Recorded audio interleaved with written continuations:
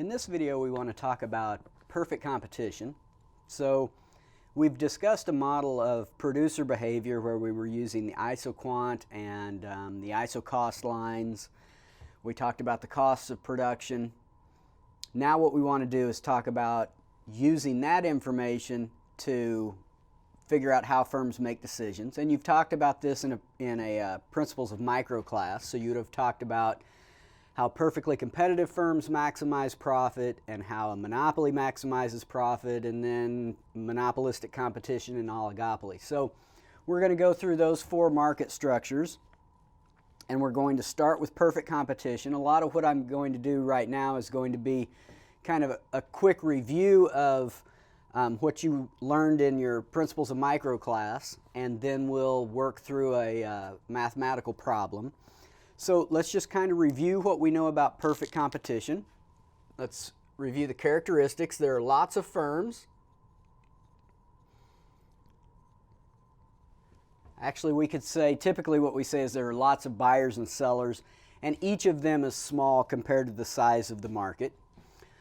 All of the sellers are producing and selling identical goods. And then the final one is that there's free entry. There are no barriers to entry. So any firms can enter the market, and so what we know is that that results in profit being driven to zero in the long run. We'll take a look at that. The demand curve faced by each firm is perfectly elastic, and it's perfectly elastic. It's horizontal at the price at the market price. So if we look at the market and then compare that to the firm, so here's our firm and here's the market, we're going to have a market demand curve and a market supply curve. The price that's going to be determined in the market is going to be right here. Now each of these firms is a price taker, so they take that price as given, and then the demand curve that they face is horizontal at that market price. So there's the demand curve that they face. Hopefully you remember that when the demand curve is horizontal, the marginal revenue curve lies right on top of it. So our marginal revenue curve for the firm is also horizontal. Keep in mind here that these firms, the only decision that they have to make is how much output to produce, because they don't have any control over the price. There's nothing they can do about what happens in this market and where that price gets determined. So what they've got to do is take the information that the market presents to them and their cost information, and then choose the right quantity to produce. So we end up with this important equality for a perfectly competitive firm, that its price equals its marginal revenue. And the idea there is that because the firm is small compared to the size of the market, each firm is small compared to the size of the market, they have no impact on price when they change their quantity. So if a perfectly competitive firm sells 10 units, the price is going to be, let's say, whatever the market determined. Let's say it's $10. And if they sell 50 units, it's still $10. And if they sell 100 units, it's still $10. So regardless of the quantity that they produce and sell, they can sell it for $10, which means every time they sell a unit, they get $10. Their marginal revenue is $10. Now we know that all firms maximize profit by producing the quantity where marginal revenue equals marginal cost. So if we've got price equal to marginal revenue, and we've got marginal revenue equal to marginal cost, we know that that means that for a perfectly competitive firm, price equals marginal cost. And that's what we typically call the profit maximization rule for a perfectly competitive firm. Produce the quantity where price equals marginal cost. And you remember that the way that looks is that if we put up here our marginal cost curve, so this is a firm. Anytime we're working with perfect competition, we have to make sure that we're careful about whether or not we're looking at a picture of the firm or whether or not we're looking at a picture of the market. So here's a firm. Let's suppose that the market price is right here. So the marginal revenue curve is horizontal at that price. The firm is going to look where price equals marginal cost, which happens right here. And so this will be the quantity that maximizes profit for this perfectly competitive firm. And then of course they don't get to choose what the price is, they just charge the market price. If they were to try to charge a price higher than that, they're not going to sell anything because they're selling a good for which there are perfect substitutes and the consumers would buy from the other firms. So that's why if they tried to charge this price or this price or this price, they sell nothing. Let's put together this picture with our average total cost picture and just remind ourselves what it looks like when we identify profit on this picture. So if we were to think about our marginal cost, I'm going to put my average total cost curve right here. So here's average total cost. Let's suppose that we had a price that was right here. The market determined that price. So once we've gone through this, I typically quit drawing the marginal revenue curve and I just go over from that price to the marginal cost curve because we know that the marginal revenue curve is horizontal there. But basically, we're going to review the fact that this is the supply curve for the firm. There's the quantity where price equals marginal cost. So remember that our profit looks like this. Profit is equal to price minus average total cost multiplied by Q. So we've got our price, we've got our quantity, we need average total cost. So if we go up from this quantity to the average total cost curve, we hit it right there. There's the average total cost of producing that quantity. And then the profit that this firm earns is going to be this area right in there. So this would be a perfectly competitive firm earning a profit that is greater than zero.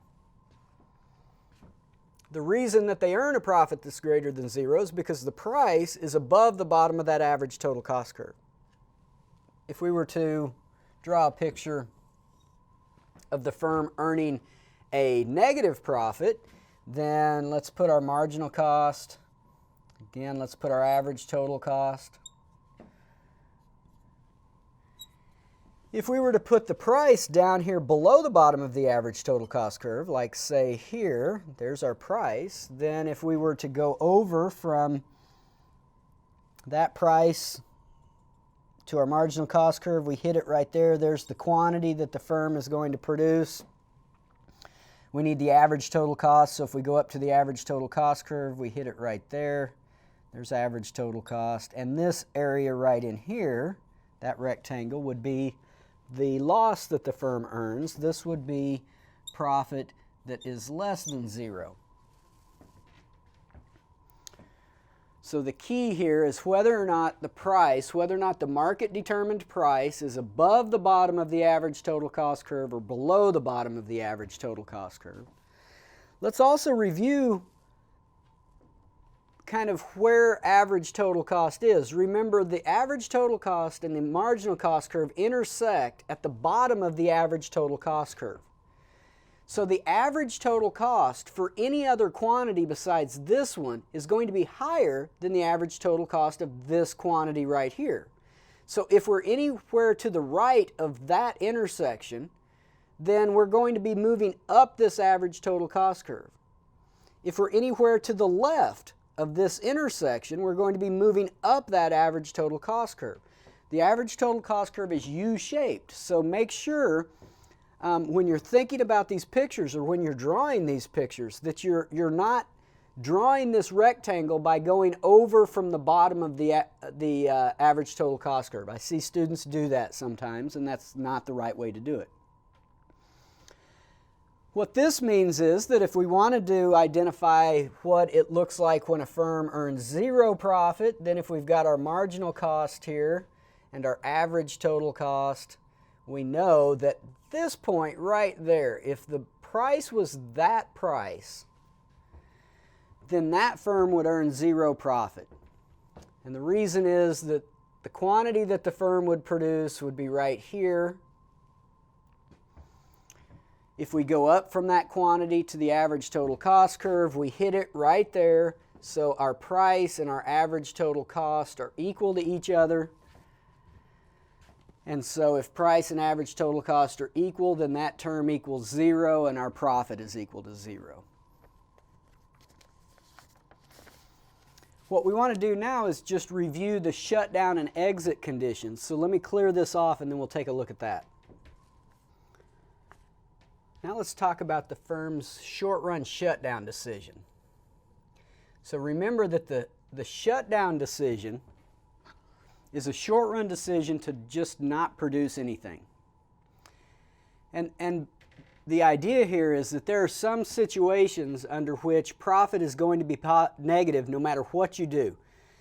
So usually the example that we use in an economics class is a situation where maybe you're at a restaurant and maybe it's a popular restaurant in the evening, but you're there during lunch and there's hardly anybody there. Maybe you're the only person there. And you're thinking to yourself, you know, why in the world are they open? Because they can't be making a positive profit. And you're probably right. They're probably not making a positive profit. But it's better in that situation, or at least it could be if they're making the right decision, better for them to stay open making a negative profit than it is to shut down and make a negative profit. So we'll talk about that here in a second. This happens all the time and firms do it. Most firms shut down, say, in the evening, or maybe lawn mowing firms shut down during the winter when the grass isn't growing. And the reason is that the demand curve for whatever they're selling has shifted to the left enough that it drives price down to where it's just not worth it to be open. So the shutdown condition is different from the exit condition. The exit condition that we'll talk about here in a second is a decision to leave the market.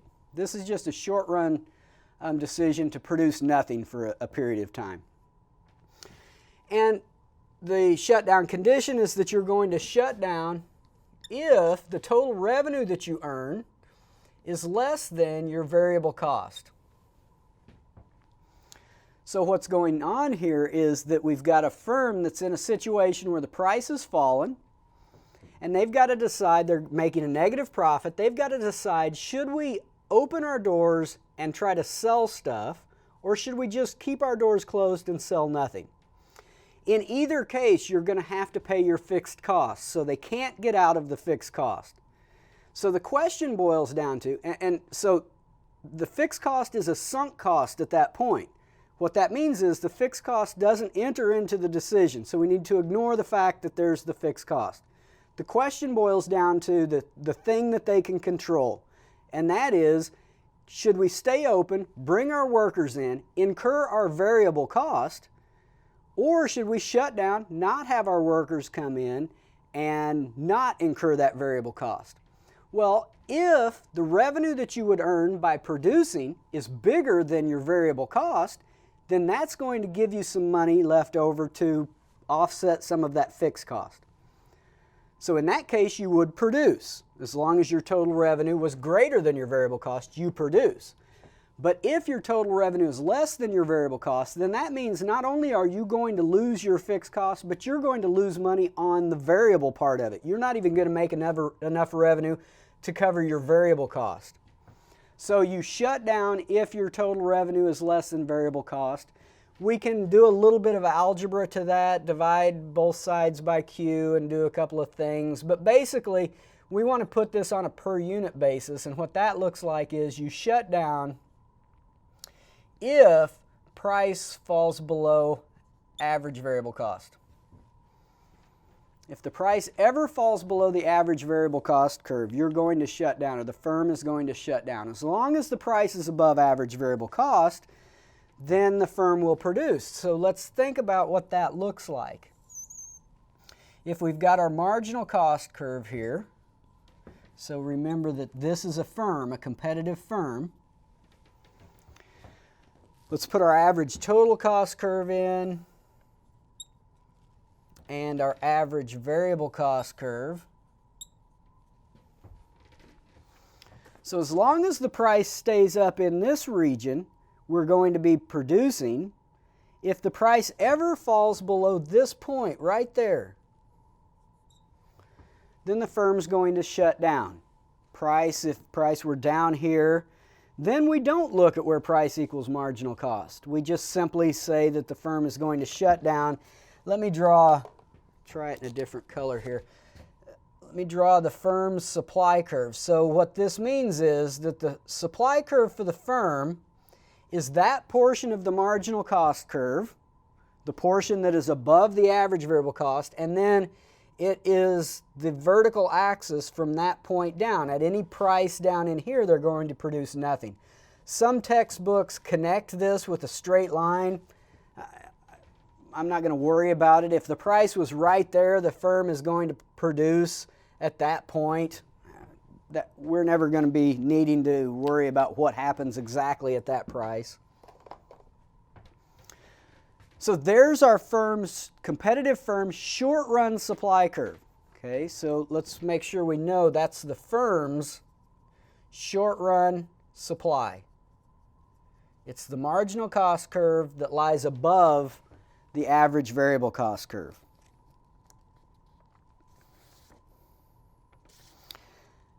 Let's think about the exit condition. So if we think about exiting, we know that a firm will exit the market if profit is negative. That's usually what people think of when they think about the shutdown condition. If I were to ask a principles of micro class, why they think someplace like Taco Bell stays open all night, and the way I would typically ask it is to say, do you believe that Taco Bell makes a positive profit by staying open all night? And most of them, their thought process is, okay, well, they do stay open all night, and so therefore they must be making a positive profit or they wouldn't do it. That's the thought process. Well, what we're seeing here is that that's not the right way to think about it in the short run when you've got a fixed cost. In the short run, if you've got a fixed cost, there are going to be conditions under which you stay open, earning a negative profit, because by staying open you earn a smaller negative profit than you would if you shut down. In other words, you lose less by producing than you would lose if you shut down. So in the short run, with a constraint, the question isn't whether or not profit is positive or negative. The question is, can we make enough to offset our variable cost? In the long run, and now if we're talking about exit, we're talking about a long run situation. In the long run, everything is variable. There are no fixed inputs in the long run, and so it really, in terms of your inputs, doesn't get any better than the long run. And if you make a negative profit in the long run, you exit the market. So this one is that you exit if your total revenue is less than your total cost. And then we can convert that, do a little bit of algebra to it, and convert it into a per unit basis. But what that one looks like is that you exit if your price falls below average total cost. Okay. So if we draw a picture of what that looks like, let's put our marginal cost curve here. Now, when we put our average curve, we only need one. We need the average total cost curve. And so it's going to look like that. There's our average total cost curve. Turns out that that average total cost curve is also equal to the average variable cost curve in the long run because all costs are variable in the long run. So every cost that you've got is variable. So we could label that also average variable cost, but I'm not. I don't want it to be confusing. So right here is the point at which profit equals 0. At any price below that, profit would be negative, and any price above that, profit would be positive. So if we wanted to draw the supply curve for the firm in the long run, it's going to be the marginal cost curve down to that average total cost curve, and then it will be the vertical axis from that point on down. At any price down there, in the long run, the firm will exit. So this would be the firm's long-run supply curve. For a competitive firm, long-run supply. So you can see that the firm's supply curve is the marginal cost curve, but it's different portions of the marginal cost curve. It's always the portion of the marginal cost curve that's above average total cost. Right? That portion is always included. This little segment right in here between the average total cost and the average variable cost, notice that in there the firm will earn a negative profit, but they'll continue to produce. But then any price below the bottom of that average variable cost, they're going to shut down. Let's draw a quick picture here and just put them together. So if we were to have, say, our marginal cost and average total cost and average variable cost, and if I were to extend some lines over here, let's talk about some ranges here. So if price is anywhere up in this range, excluding that point, profit will be positive. So at any price up in here, profit will be positive. At any price in this range right here, profit will be negative, but the firm will continue to produce. And again, let's exclude these points right here. Let's not worry about those. Okay? It's not worth the time to think about what's happening right there. And then any price down here, of course, profit is negative, and the firms are going to shut down. So let's say shut down, but here, produce in the short run. Okay. So this little chunk right in here, in between the average total cost curve and the average variable cost curve, firm's going to earn negative profit, but they're still going to produce because they lose less by producing than if they were to shut down. What we want to do now is think about what the market supply curve looks like in the short run. So if we were to think about the short run for the market, so let's put here short run market supply. The nice thing about the market supply in the short run is that we know that the number of firms is fixed. Number of firms fixed. So if we think about the number of pizza restaurants in Warrensburg, we know that tomorrow it's going to be the same number as today. You can't throw up a pizza restaurant in 24 hours. And most likely nobody's lease is going to expire tonight. What that means is that the number of restaurants today and tomorrow will be the same. Now if we start stretching that out to 3 months out in the future, 6 months out in the future, I don't know, things can happen between now and then. And remember that we don't define the short run in terms of a specific amount of time. The short run is defined as the amount of time during which the firm has a fixed input. So if we think about the number of firms, it's fixed in the short run, and what that means is that all we have to do to get the market supply curve is to horizontally sum the individual firm supply curves. So here's, let's say, firm A and firm B.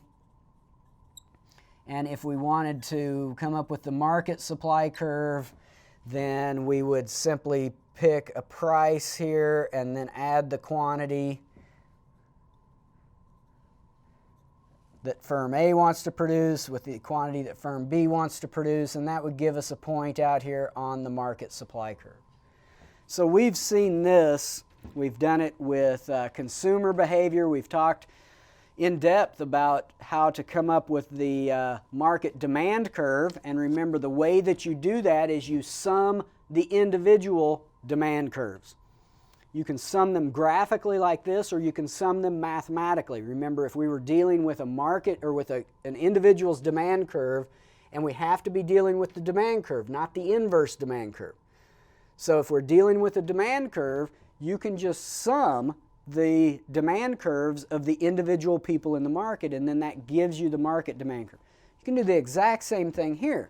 You can sum the marginal cost curves. Now you need to solve them for quantity. So if we were thinking about a marginal cost curve that looked something like this, let's say we had a marginal cost that was P is equal to, let's say, 5 plus Q. That's a nice simple marginal cost curve. It's linear, it has an intercept of 5, and it has a slope of 1. There's what that marginal cost curve would look like. But if we wanted to create the market marginal cost curve, we would need to solve that thing for Q. Okay? And you can replace, if you wanted, you could just replace marginal cost in there for P. They're both measured in units of dollars, so it doesn't matter if we called this marginal cost equals 5 plus Q or P equals 5 plus Q. Both of these are in dollars, so call it what you want. Same thing with marginal revenue. It's in dollars. So if we were to invert this, we could say that Q is equal to P minus 5, or if it makes you more comfortable to write it with marginal cost, it would be Q is equal to marginal cost minus 5, but just treat that as P. Okay? And then you would add that up. If this was one firm, then you'd add that to the firm for the marginal cost curve for the next firm and the third firm and the fourth firm, and that would give you the marginal cost for the market. So the short run situation is very easy to do in terms of getting the market supply curve. It's the long run market supply curve that's a little more challenging. So let's clear this off and then we'll take a look at that. Before we look at the long run market supply, let's take a quick look at producer surplus. So we've talked about producer surplus in terms of a market, but let's think about what producer surplus looks like for a competitive firm. Remember that producer surplus, we define it as price minus the cost of production. So there's how we define producer surplus. If we were to think about what that looks like for a competitive firm, here's what it looks like. There are a couple of different ways that we can think about it visually. If you'll think back to a principles class, there was probably a time when you first learned about producer surplus, and when you first look at this, price minus the cost of production, it makes it feel as if it's the same thing as profit, but it's not. And whoever taught your principles of micro class probably said, you know, this looks like profit, and maybe it's not that big of a deal if at that point you kind of think about it as the same way as profit, but it's not the same as profit. Well, here's what it looks like. If we were to think about the marginal cost curve, and I'm going to draw a marginal cost curve that is U-shaped and connects to the vertical axis like that. Most marginal cost curves do look like this. I never draw this portion of the marginal cost curve because we know that the part of the marginal cost curve that's below average variable cost is irrelevant. The firm is going to shut down if price ever falls into that range. And so typically we don't draw that little hook on the marginal cost curve, but for most firms it does look like that. Let's draw our price. If we were to, I'm going to go ahead and draw the marginal revenue curve now. So here's our marginal revenue. If we think about the quantity the firm is going to produce, it's going to be right here. There's Q. And if we wanted to identify the producer surplus, then we could think about the price for each unit, the price minus the cost of production for that unit, which is going to be given by the height of the marginal cost curve. And so for this first unit right here, it's going to be price minus the cost of production.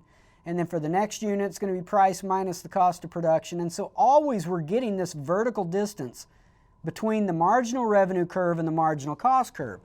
So if we do that for all of the quantities up to this point, then our producer surplus would end up being all of this area that's under the marginal revenue curve and above the marginal cost curve. That would be producer surplus for the perfectly competitive firm. Now, in order to figure that out, you need to use a little bit of calculus. And if you did some integration and you knew how to do that, it would be very straightforward to calculate that area. we're not going to be doing any integration in this class, obviously. So fortunately, there's another way to visually see what producer surplus looks like, and that is that it turns out that producer surplus is equal to total revenue minus variable cost. That's what producer surplus is, and the thing that's going on here, the reason this works, is that marginal cost is reflecting our variable cost. Okay, that's the thing that changes. So there's another way that we can see what producer surplus looks like, and that is if we were to draw the same picture again. So here's marginal cost. This time I'm going to put my average variable cost curve in here. And let's suppose it looks something like that. There's average variable cost. And then let's put our price right up here. I'm going to draw my marginal revenue curve. So there's marginal revenue. Marginal revenue equals marginal cost right out here. There's the quantity the firm's going to produce. So first off, we know that producer surplus is all of this area under the marginal revenue and above the marginal cost curve. That area right in there. But we can also calculate it this way. If we look at what the average variable cost is for that quantity, our average variable cost is right there, and producer surplus also ends up being this area, that rectangular area, identified under the price and above the average variable cost point, the average variable cost of that particular quantity that the firm is producing. So to figure out producer surplus for a competitive firm, you don't have to do the calculus of it. You can just figure out the area of a rectangle, and that's very easy. Now, this is different. If you're looking at this and you're saying, gosh, that doesn't look like producer surplus that I remember thinking about in my principles class or even earlier in this class, you're right. What we're doing right here is we're looking at producer surplus for an individual firm. Both of these are firm pictures.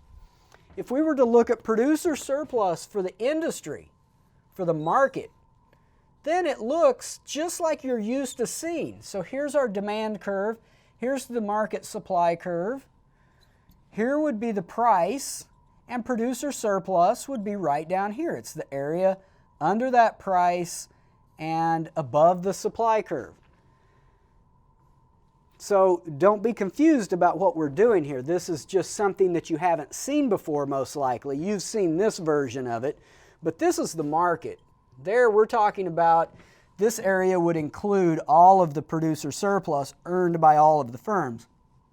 And clearly you need to make sure that you understand that the scale of my horizontal axis in this picture is not the same as the scale of my horizontal axis in these pictures. It makes it look like this firm is earning way more producer surplus than the total amount of producer surplus in the market, but I'm not adjusting. If this was my firm picture, my market picture would need to be enormous, and I couldn't draw it like that. So just make sure that you understand that the size here is not really important. So that's producer surplus for a firm. Here's producer surplus for a market. Now let's take a look at profit maximization in the long run and think about what the long run market supply curve looks like. So let me clear this off and then we'll do that. So let's think now about what's going to happen in a perfectly competitive market in the long run. And this is going to have to do with entry and exit. So the decision of whether or not to enter a market or exit a market depends upon whether or not profit is positive or negative. So if you're an entrepreneur and you're looking for some opportunity to start a business, you're looking for a market to enter, then what you're going to be looking for are those markets where economic profit is positive. You're certainly not going to be looking for markets where the profit is negative. And so that's our exit condition, our entry condition. You enter a market if profit's positive and you exit the market if profit is negative. If profit's zero, nothing happens. That's our long-run equilibrium situation. So let's just review the story of what happens if profit's positive, and then we'll think about what happens if profit's negative. So let's put our stories over here. If, let's say, profit is greater than 0. So if firms in the market are making a positive economic profit, then firms will enter in the long run. Other firms will enter in the long run. Remember, there's no entry in the short run. So now let's think about what's going to be happening in the market as firms are entering. Well, if firms are entering, that means the number of firms is increasing. Number of firms increasing. Remember that the number of firms in a market is a determinant of supply. And so if the number of firms is going up, then the market supply is going to be increasing. Market supply increasing. Well, if market supply increases, if you just think about a supply curve shifting to the right, that's going to be driving price down. So the market price falls. Remember that profit is positive. So if price is going down, that means profit's getting smaller. So profit falls.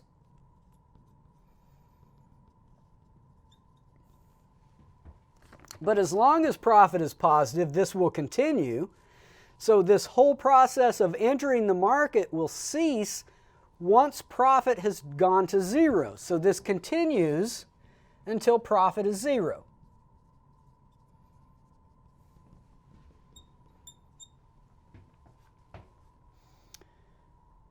Now let's think about what happens if profit is negative. So if, instead of profit being positive, if firms in the market are losing money, then that means firms are going to start to exit in the long run. So firms will exit in the long run.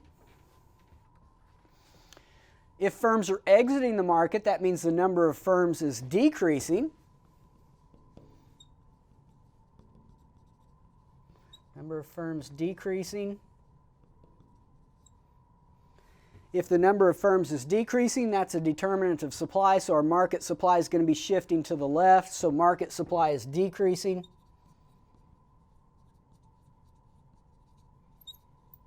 And if market supply is decreasing, if the supply curve is shifting to the left, that's going to be driving price up, so price rises.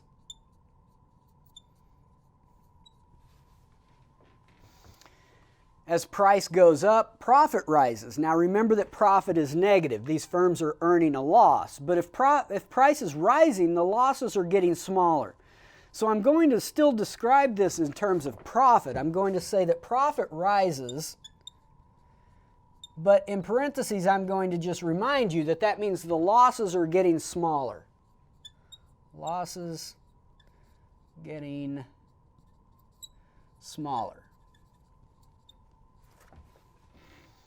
And that will continue until the losses go to 0. The losses will continue shrinking until profit equals 0. So this continues until profit equals 0. So if price is ever greater than average total cost, remember that for profit to be positive, this means price is greater than average total cost. So anytime price is greater than average total cost, in the long run there's going to be entry into that market and it's going to drive that profit to 0. If, on the other hand, price is ever less than average total cost, so if price is less than average total cost, that means profit is negative. So if price is less than average total cost, if profit's negative, then in the long run there's going to be exit, and that exit will drive price back up to where it ends up being equal to average total cost and profit is equal to 0. So we end up with this conclusion that in a competitive market, profit is always driven to 0 in the long run. Profit equals 0 in the long run in a perfectly competitive market. I'm just going to describe it as a competitive market. Another way of saying that is that price is always equal to average total cost in the long run. It's always driven to that point. It can deviate in the short run. It can go up or down, but it's going to be driven back by entry or exit. So now let's think about what that means graphically. You know that what this means is that our long-run market supply curve is going to have kind of an unusual shape. Here's what it's going to look like. If we think about this as a competitive market, and let's suppose this is the price where firms earn zero profit. For a firm, that would be the price where if you go over, you hit the bottom of that average total cost curve. Well, what this tells us is that the total market quantity can be small, but in the long run, price is still going to be equal to average total cost, or the total market quantity can be big, but in the long run, price is still going to equal average total cost, which means that the long run market supply curve in a competitive market is perfectly elastic. It's horizontal. The reason that happens is that entry and exit is constantly driving price back to this point. Okay, so it doesn't matter the scale of the market, whether we're producing a little bit or a lot, the long-run market supply curve is going to be perfectly elastic. What we want to do now is think about the effect of a change in market demand in the short run and the long run. So I need to clear this off because I'm going to need some extra space, and then we'll do that. Let's think now about the impact of a change in market demand in the short run and the long run for a perfectly competitive firm. And so what we're going to do now is we're going to put all of this stuff together, and we're going to think about, okay, let's think about a change in a determinant of demand that either increases or decreases the market demand curve. And then what happens to all of the firms in the market in the short run and the long run. We're going to assume that all of our firms have the same cost curves. And the reason we do that is we want to be able to draw a single picture of a firm and have that represent what's happening to all of the firms in the market. Okay, so we don't necessarily want to assume that the firms are all identical, but we want to give them the identical cost curves. Okay, so let's put, we could put the firm on either side, but let's put our firm right over here. Here's the firm, and let's put the market right here. Here's the market. Let's start by putting our marginal cost and average total cost over here. And the reason I start with that is because I need to know what price the firm earns zero profit at. So I'm going to start with this picture. Here's price. I'm going to label my horizontal axis for my firm little q. For my market, I'm going to label my horizontal axis big Q. And I do that just to remind you that the scale of this axis is not the same as the scale of that axis. So let's identify the price at which this firm earns zero profit. That's going to be where we're going to start. We're going to start with all of our firms earning zero profit. Now we know that our long-run market supply curve is horizontal at that price where the firms earn zero profit. So my long-run market supply curve looks like this. My market demand curve, let's put our short-run supply curve in here first. So my short-run supply curve, we know that's upward sloping. That's the horizontal summation of the individual firm marginal cost curves. Okay, so since those marginal cost curves are upward sloping, when we horizontally sum them, this is going to be upward sloping.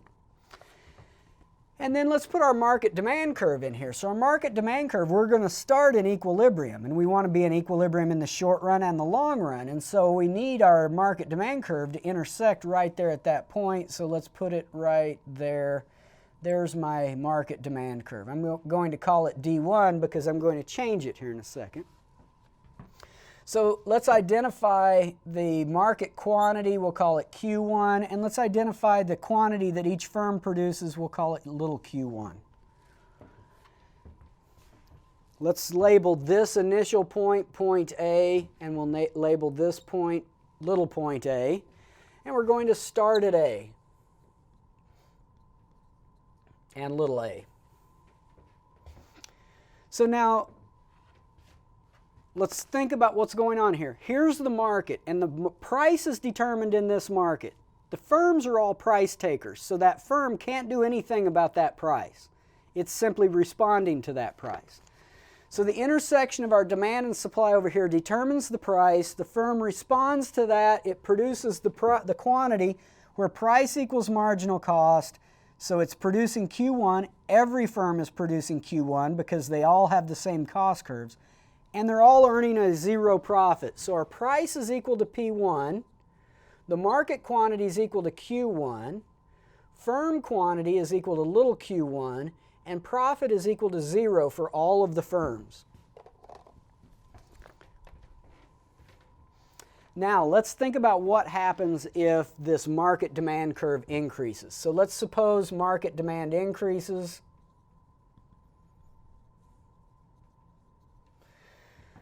Let's shift it to the right here.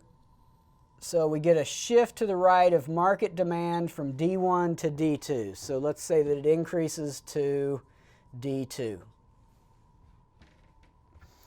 So now we need to think about what happens in the short run and what happens in the long run. So let's start with the short run.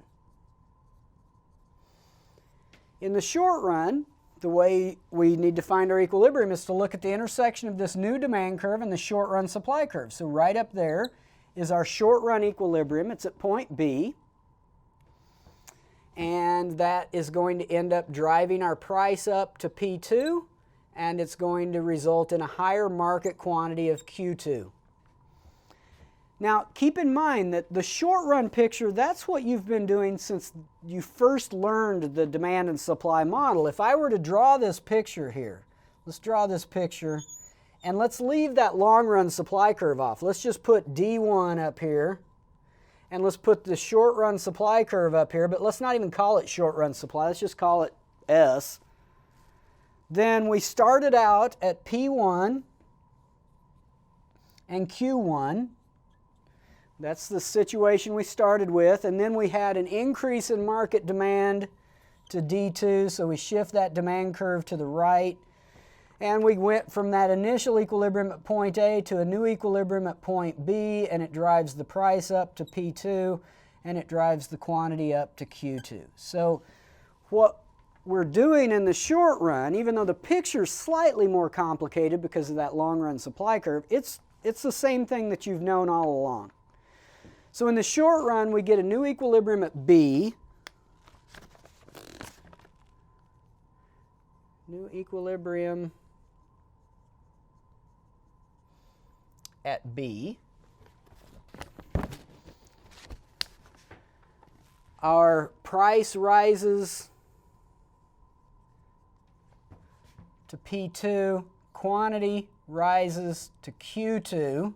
Let's think about how our firms are going to respond. So the price rises to P2. The firms are all price takers, so they take that price as given, and they respond to that higher price by increasing the quantity they produce up here to Q2.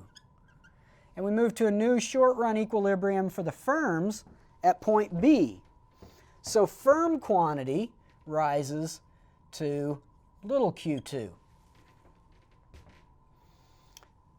So the market quantity rises because each firm is producing more. There's not more firms in the market at this point, but the firms that are already in the market are making more output. And these firms will be earning a positive profit. So if we wanted to identify the profit, remember price P1 is where they earn zero profit. So when price rises to P2, they earn positive profit. Here's the price, here's the quantity, here's the average total cost. We go over there, and that area right there would be the profit that the firms are going to earn. So let's just say here that profit is now greater than zero for the firms in the market. That's the short run.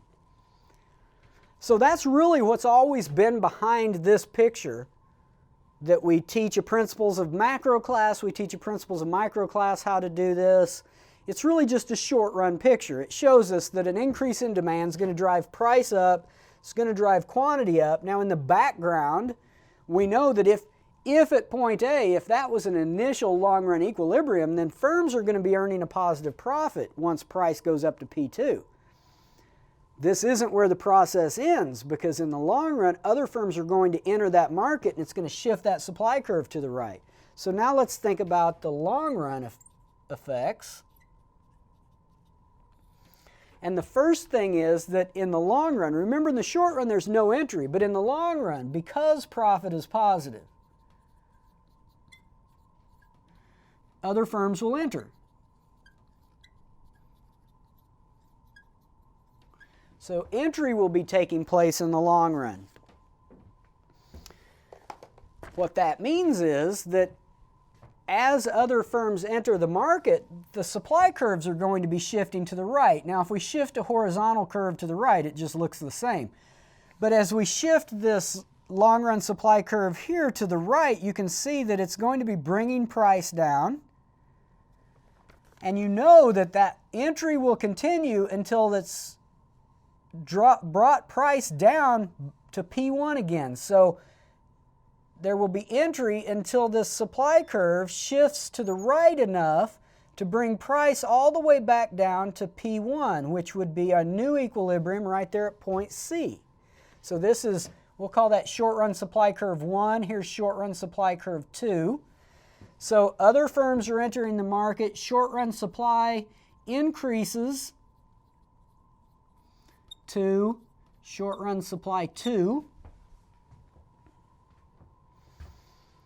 And we get a new long-run equilibrium at point C. New equilibrium at point C. And at that new equilibrium, our price is back to P1. Price equals P1 again.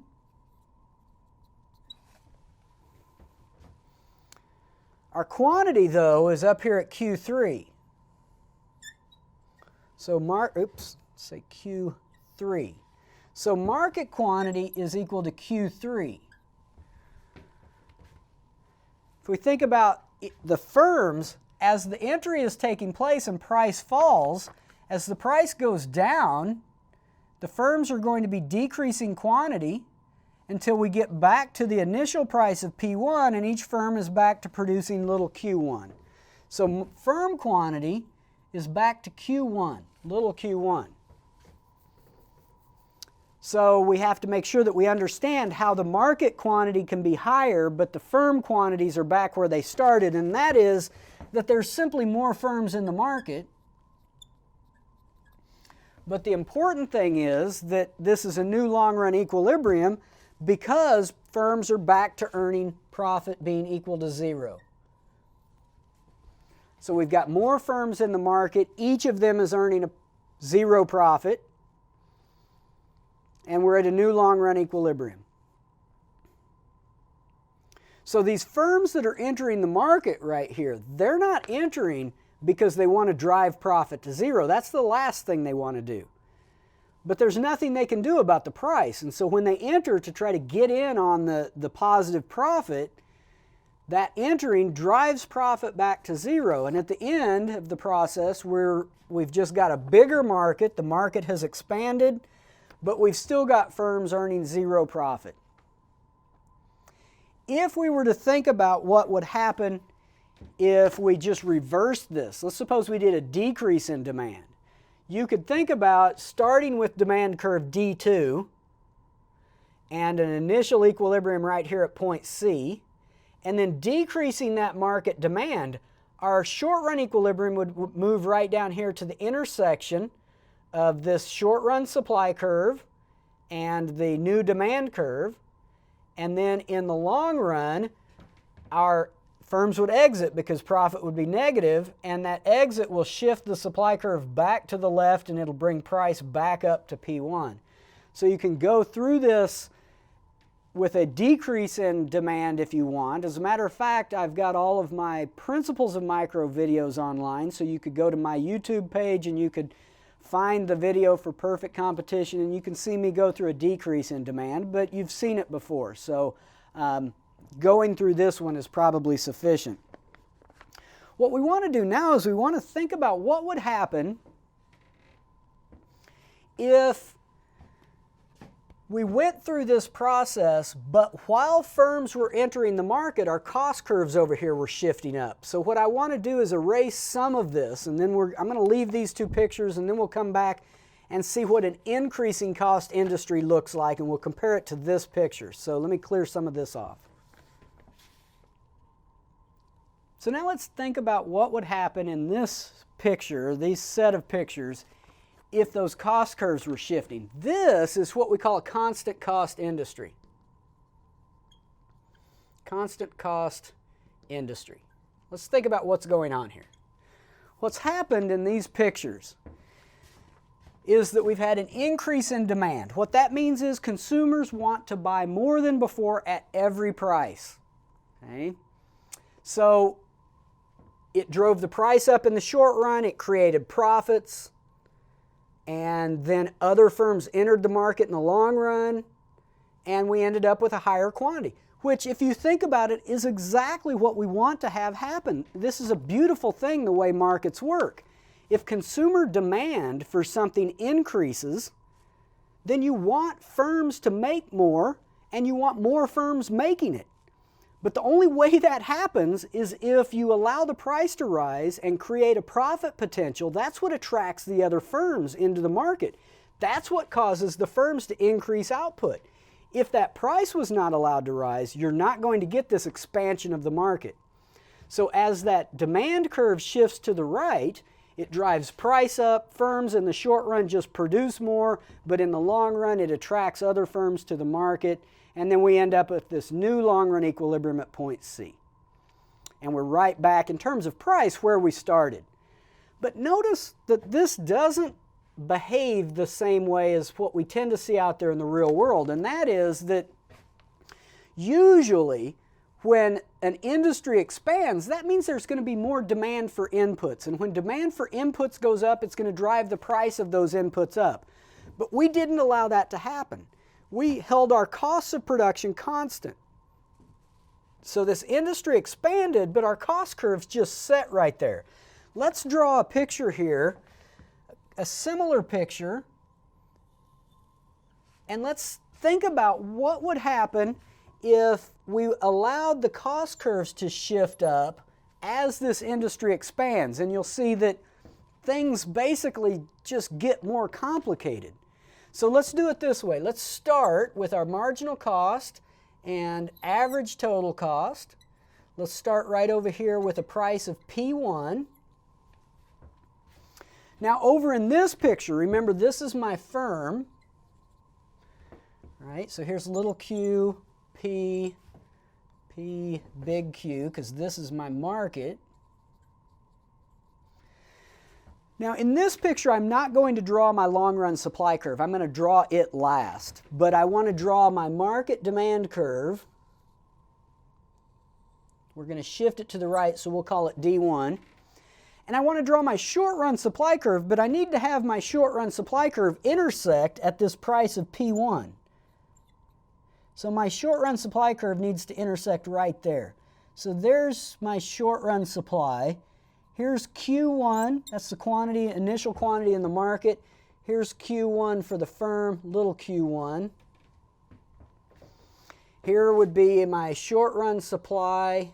That's going to shift. I'm going to call it short-run supply 1. Here's point A. Here's little a. So we're essentially starting out in the same place in these two pictures as we started out there. Okay? The only thing is I haven't drawn my long-run supply curve, because what we're going to see is this is going to be an increasing cost industry.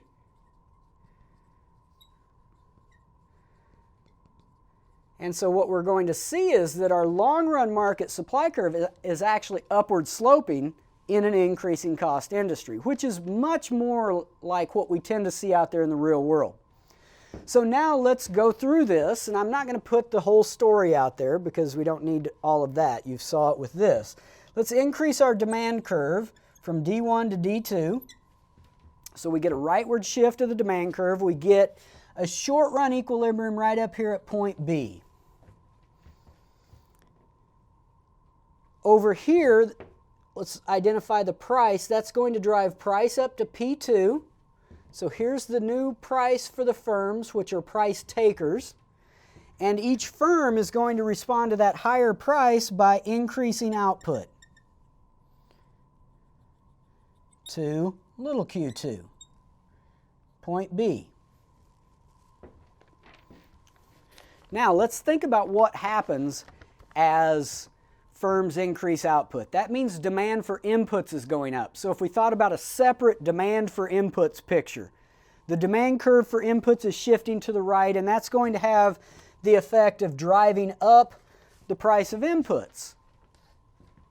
And as the price of inputs goes up, that's going to be causing our marginal cost curve to shift up and our average total cost curve to shift up. So let me draw in a different color here. What happens as our marginal cost curve shifts up? So here's our marginal cost curve. It's now higher than it was before. And our average total cost curve shifts up. It's now higher than it was before.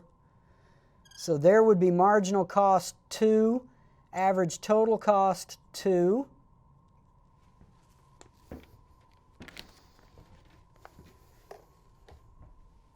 So as the firms expand output, our cost curves start to shift up.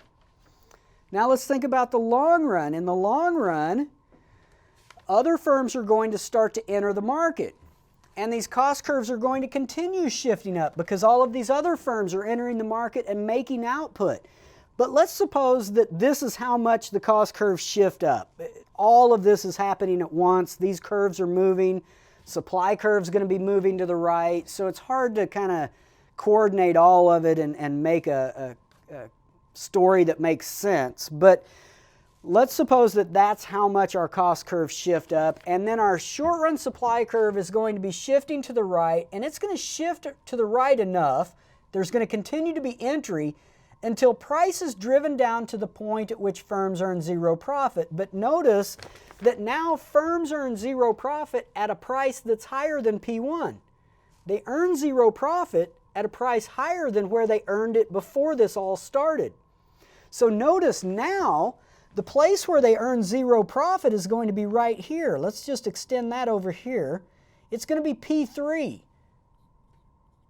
So the supply curve is going to shift to the right enough not to bring price back to P1, but to bring price down enough that the firm earns zero profit. Here would be our short-run supply curve 2.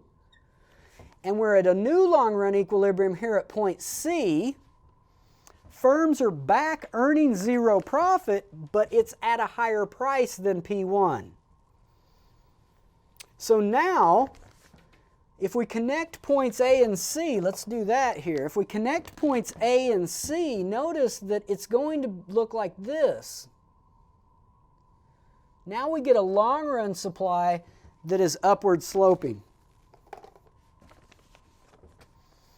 So in an increasing cost industry, your long-run supply curve tends to be upward sloping. At all points along that long-run supply curve, all of the firms are earning zero profit. But as the industry expands, the price ends up going up. Okay? And the reason is that it puts upward pressure on the price of inputs.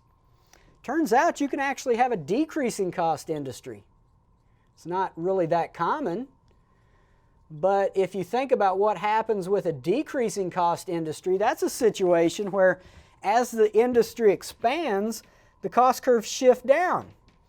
So if you think about what impact that's going to have on the long-run supply curve, that means our long-run supply curve is actually going to be downward sloping, more like a demand curve. The general rule we can get from this is that the long-run supply curve is always going to be more elastic than the short-run supply curve.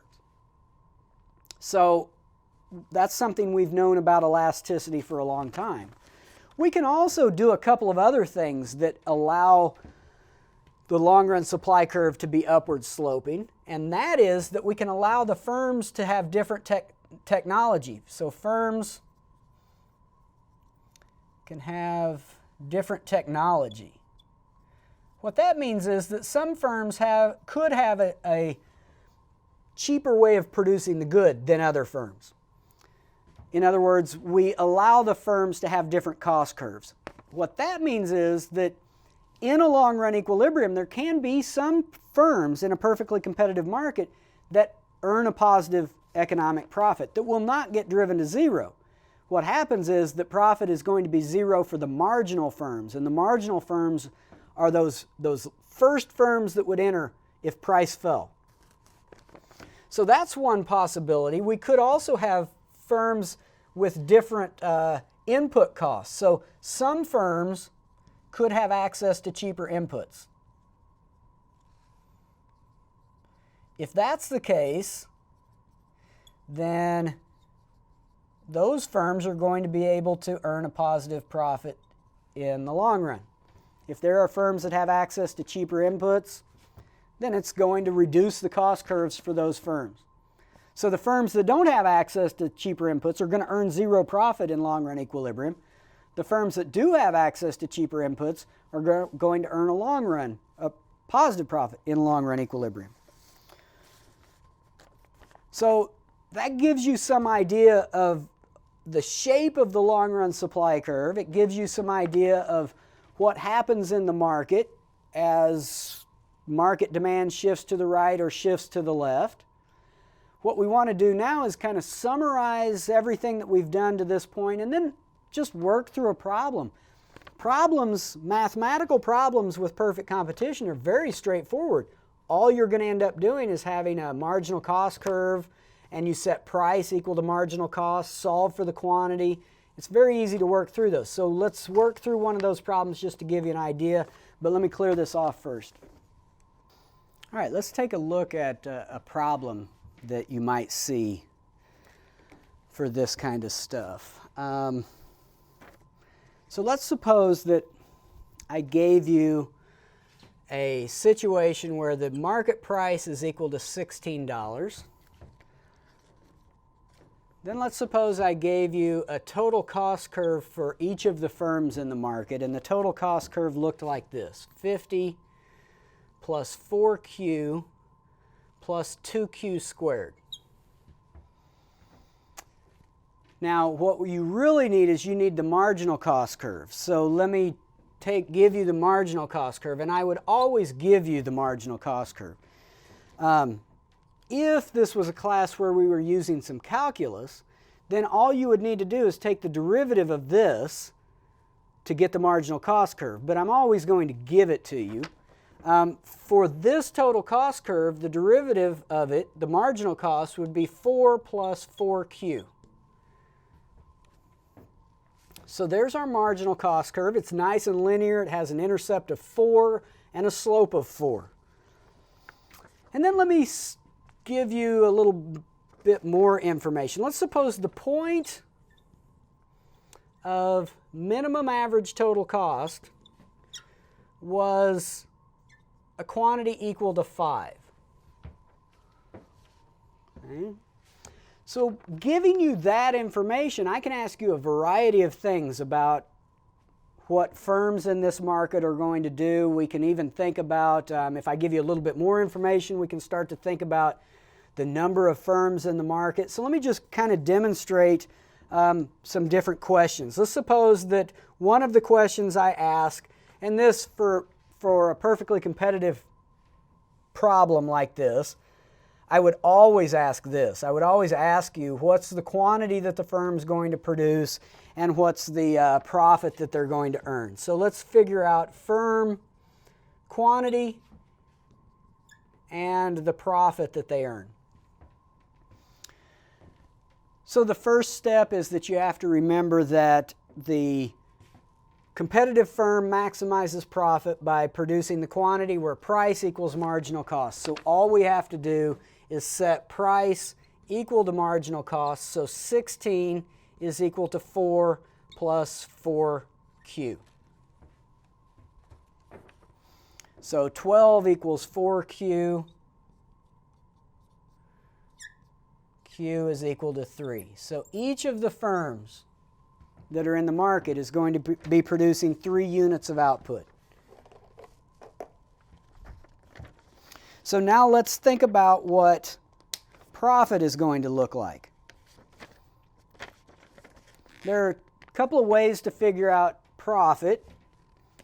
The way that I think is always easiest is just to remember that profit is equal to total revenue minus total cost, and total revenue is always just P times Q.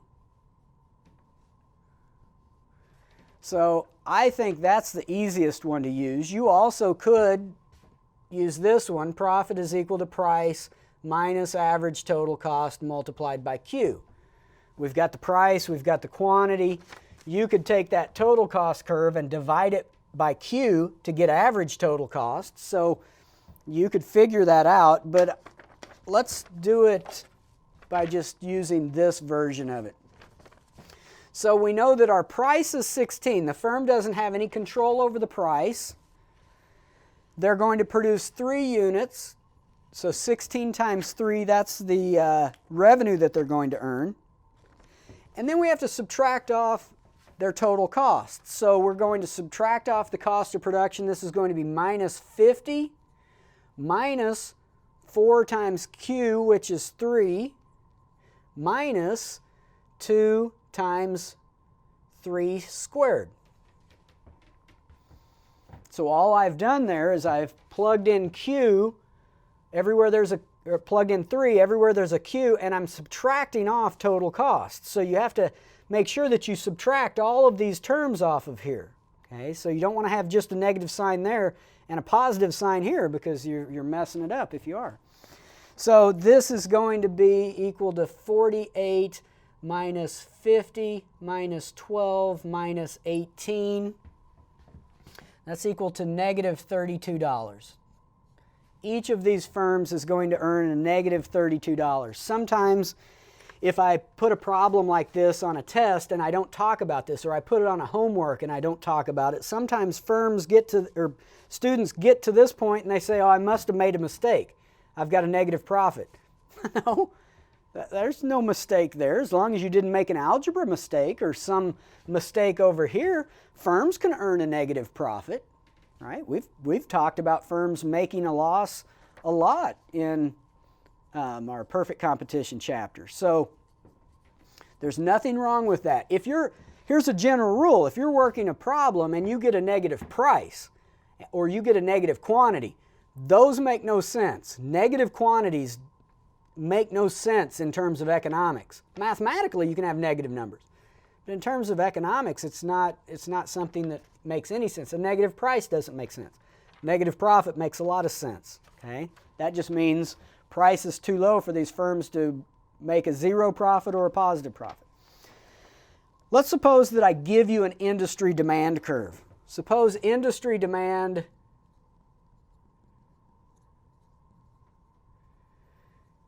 looks like this. Q is equal to 200 minus 5P. There's a nice simple industry demand curve. Let's think about the market quantity. So suppose I ask you, what is the market quantity and how many firms are there in the market?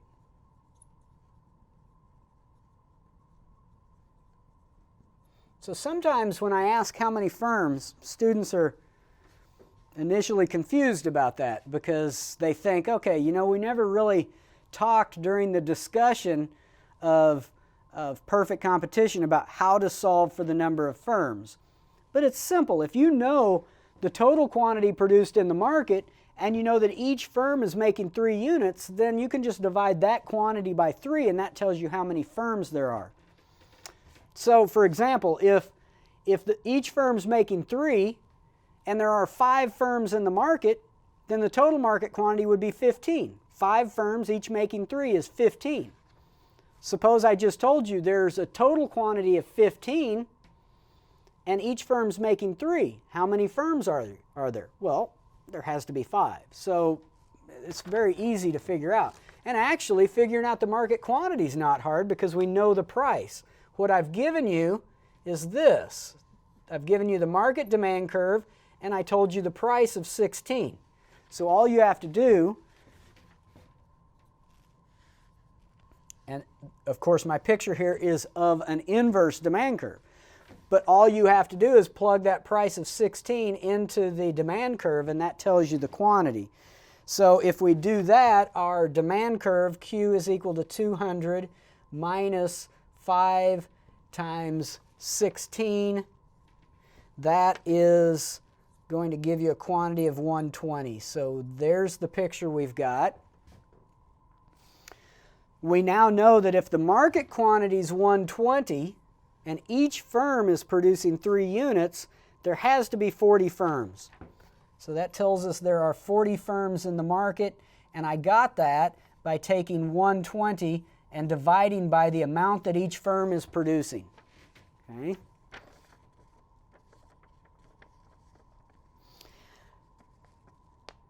Let's think about what would happen if I were to ask you to figure out, say, find market price, output, and the number of firms in the long run.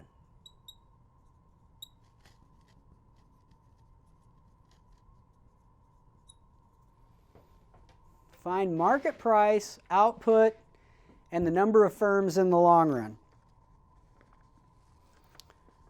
So there are a couple of ways that you can do this. And this is where we're going to be using this piece of information right there. We know that the point of minimum average total cost is equal to a quantity of 5. Here's what that tells us. What that's telling us is that we've got a marginal cost curve and we've got an average total cost curve. And that point of minimum average total cost is a quantity of 5 units. So here's our price, here's the firm quantity. That's a firm picture now. So it's telling us that the point at which the firm produces 5 units is the bottom of the average total cost curve. So here's what we need to do. I mean, we could do this a couple of different ways. One way is that we could recognize that since the marginal cost curve crosses the average total cost curve at the point of minimum average total cost, we could just plug a quantity of 5 into our marginal cost curve, and we can see what that price is at which firms earn 0 profit. And that's going to tell us the market price in the long run, right? So let's do that. If we plug a quantity of 5 into our marginal cost curve, then we get 4 plus 4 times 5. That gives us 24. So the price, this is going to be the long run price. And we know that because that's the price at which the firms would all earn 0 profit. There's our long run price. We know that each firm at that price is going to be producing 5 units. So we can figure out the output in the market by plugging a price of 24 into our market demand curve. So if we did that, let's see, quantity is equal to 200 minus 5 times 24, and that is going to give us a quantity of 80.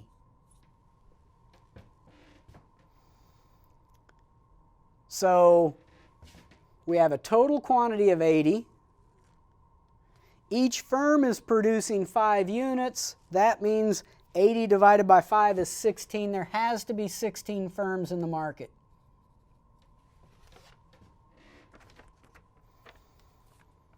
So notice what we've done is we've started with a situation where there were 40 firms in the market in the short run. Price was down here at 16, which is below the long run price. The price at which firms earn 0 profit is 24, but price was 16, and there were 40 firms. What we would expect, given what we know about perfect competition, is that in the long run there will be exit from the market. And there will be enough exit to bring price back to the point at which firms earn 0 profit.